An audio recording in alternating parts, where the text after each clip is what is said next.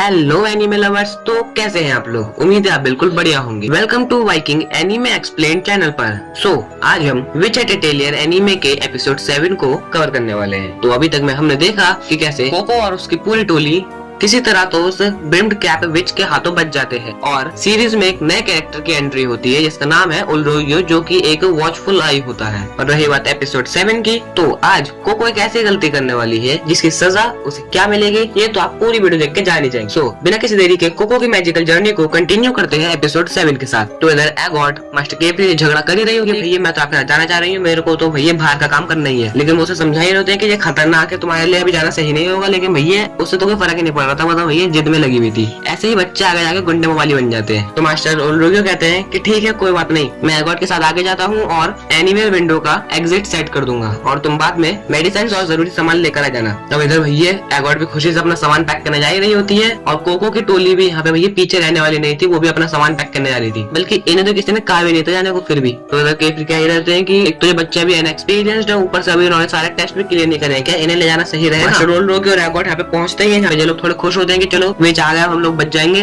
तो इधर मास्टर उलरोगियो एगॉट के हाथ में वो रिंग्स थमा देते हैं। तो वो कहते हैं कि जो भी लोग यहाँ पे गीले हैं तुम उन्हें सुखा दो। तो इधर एगॉट कहते हैं तो क्या मैं यहाँ पे बस यही काम करने आई हूँ? तो इधर मास्टर उलरोगियो कहते हैं तो तुम यहाँ पे क्या करना चाहती हो? तुम यहाँ पे काम आना चाहती थी ना, तो काम करो। आप समझा केपी तुम्हारे लिए इतना फिक्र क्यों कर रहा था? तुम में बिल्कुल भी सब्र नहीं है। तुम्हें क्या लगता है तुम सबके सामने अभी इतनी आसानी से मैजिक कर पाओगी? अब इधर एगॉट भी काफी गुस्से में होती है, वो सोच रही होती है कि मुझे अभी भी एक नासमझ बच्ची की तरह ट्रीट कर रहे हैं, मैं इन्हें कैसे साबित करूँ कि मैं वहाँ पे बाकी सबसे ज्यादा काबिल। और इतने में यहाँ पे मास्टर केपी और कोको की टोली की भी एंट्री हो जाती है। यहाँ पे ये दोनों मास्टर टीम वर्क के साथ सब लोगों को बचाने जाते हैं। मास्टर केफरी अपने स्वॉर्ड निकालते हैं और उस नदी को ही बीच में से चीर देते हैं। यहाँ पे पानी के गैप मिल जाता है तो उन लोग यहाँ से सभी लोगों को निकालने लगते हैं। यहाँ थोड़ी बहुत मशक्कत के बाद यहाँ पे सब लोगों को बचा ही लेते हैं और इधर सबके सब बच्चे उसी तलवार को देख रहे होते हैं क्योंकि वो है इतनी कूल, मुझे भी बिल्कुल बढ़िया लगी थी। तो अभी मास्टर केफरी बताते हैं कि इस स्वॉर्ड का नाम है रेन क्लेवर और इस पर लगे हुए निशान असल में स्पेल कास्टिंग सील्स हैं। तुम इस तलवार के जरिए नदी तो छोड़ो समुद्र को भी बिल्कुल आराम से चीर के अपना रास्ता बना सकते हो। जब भैया टेटिया कोको तो तलवार को इस्तेमाल करना चाहते थे लेकिन मास्टर केफरी वो मना कर देते हैं। कहते हैं कि ये तलवार बहुत ही खतरनाक भी हो सकती है क्योंकि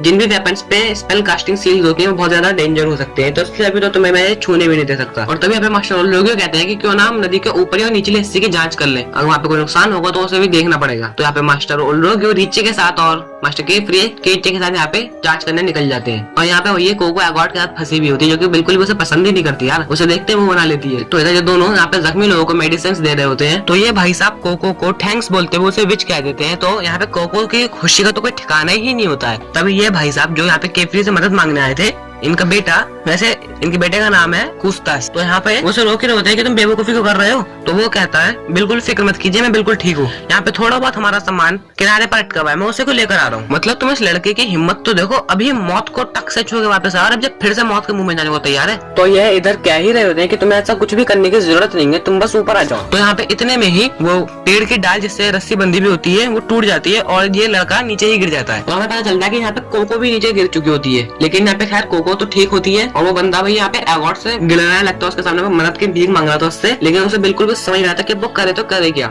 यहाँ पे एक बंदा आके उससे कहता भी है कि इस बार आप कोई मैजिक करने वाली हैं? तो यहाँ पे भैया एगॉट अपने ही ख्यालों में खो जाती है, उसे कुछ भी समझ में नहीं आता कि उसे करना क्या चाहेंगे। वो अपने विजन्स में खो जाती है और मानो उसके विजन उससे उकसा रहे हो मैजिक करने के लिए। तभी यहाँ पे कोको की आवाज आती है और यहाँ पे एगॉट होश में आती है। तो कोको से पूछ रही थी कि मुझे क्या करना चाहिए, मुझे जल्दी बताओ। तभी एगॉट कोको से वहाँ के हाल पूछती है कि नीचे आकर स्थिति क्या है। तो कोको बताती है यहाँ पे पानी का भाव कम है लेकिन यहाँ पे फिसलन काफी हो रही है और सबसे बड़ी दिक्कत है मेरे पेपर्स भी भीग चुके हैं और कोस्तास पत्थर के नीचे दबा हुआ है जिस वजह से वो बेहोश भी हो चुका है, मुझे लगता नहीं वो यहाँ पे हिल पाएगा।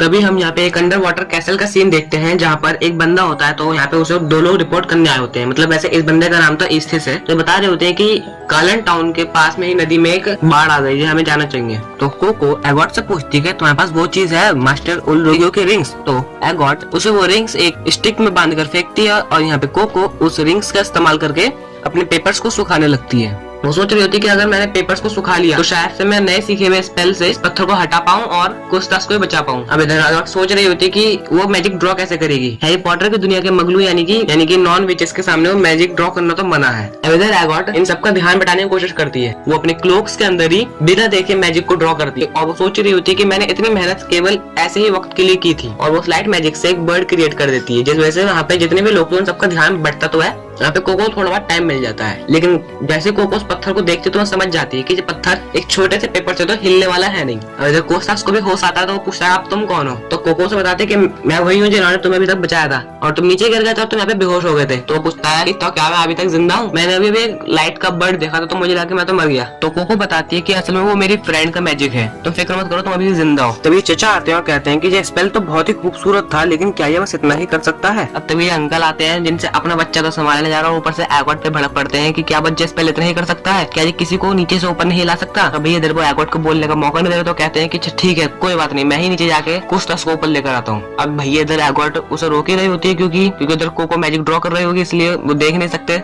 लेकिन तभी यहाँ पर हम देखते हैं कि कोको किसी तरीके से कोस्टास और खुद को ऊपर उड़ा के ले आती है। अब इधर एगॉट भी सोच रहे थे कि अब ये कैसे हो गया, वो कहते हैं कोई मुझे खींच लो, मैं नीचे नहीं उतर पाऊंगी। तो वो उसे खींच के किसी तरीके से किनारे पर लाते हैं और इधर ये अंकल अपने बेटे से मिलकर फिर से काफी खुश होते हैं। और इधर एगॉट भी सोच रही थी कि कोको ने किया कैसे। जब वो कोको से पूछना चाहती है तो कोको यहाँ पे भैया एगॉट के गले चिपक के रोने लग जाती है, कह रही थी मैं काफी खुश हूँ कि हम बच गए, मुझे तो बहुत डर लग रहा था कि मुझे ऐसा लगा कि मैं मर जाऊंगी। तो इधर एगॉट कोको को दूर करते हुए कहती है कि दूर हटो और मुझे बताओ कि तुमने किया कैसे। तो इधर यहाँ पे कोको के क्लोक्स पे काफी रेत होती है तो एगॉट को समझ में आता है कि यहाँ पे मैटर तो रेत का है। तो कोको बताती है कि जो हमने वॉल ब्रेकर स्पेल का इस्तेमाल करा था कार्लन टाउन में, मैंने उसी का यहाँ पर इस्तेमाल करा। वॉल ब्रेकर स्पेल से मैंने उस स्टोन को सैंड में बदल दिया। ये आइडिया मुझे तुमसे आया, अभी तुमने वो बर्ड का इस्तेमाल करा था ना, तो मुझे उसी को देख के वो आइडिया याद आया। तो एगॉट कहती है कि वैसे भी वो स्पेल मैंने हमारे मास्टर को एक तरीके से फ्लेयर के बुलावे के तौर पे इस्तेमाल किया था और वैसे भी हम फ्रेंड्स कब से हो गए। तो इधर यहाँ पे कोको का ध्यान एगॉट को बातों पर तो था नहीं, वो तो बस ये बाप बेटे को देख रहे होते हैं। वो सोच रहे थे कि चलो शुक्र है कोस्टास तो बचा। तो यहाँ पे कोको कहते हैं उम्मीद है मैं अपनी मॉम को भी बचा ही लूंगी। लेकिन तभी यहाँ पे एक तरीके से तूफान से पहले का सन्नाटा आ जाता है। यहाँ पे कुछ बेल्ट्स आती हैं और कोको और एगॉट को जकड़ लेती हैं और एगॉट बताती है कि ये दरअसल silver white captured pen nets हैं। यहाँ पे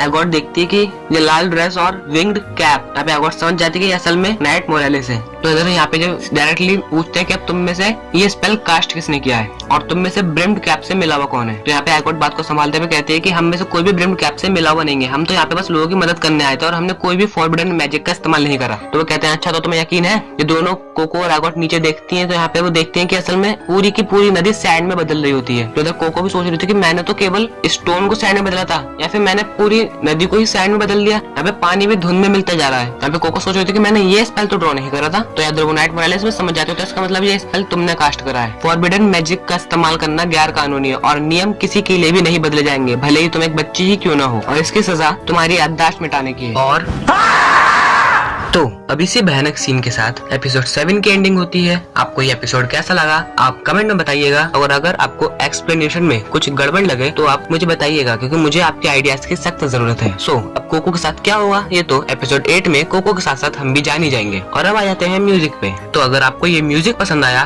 तो डिस्क्रिप्शन में डाउनलोड लिंक है, बेफिक्र होकर डाउनलोड कीजिए। 100% कॉपीराइट फ्री है, इसी एनीमे के लिए क्रिएट किया गया है। बस आप अपने डिस्क्रिप्शन में हमारे वाइकिंग एनीमे एक्सप्लेन चैनल को मेंशन कर दीजिए। तो अब मिलेंगे किसी और दिन किसी और एनीमे के साथ, तब तक के लिए सायोनारा।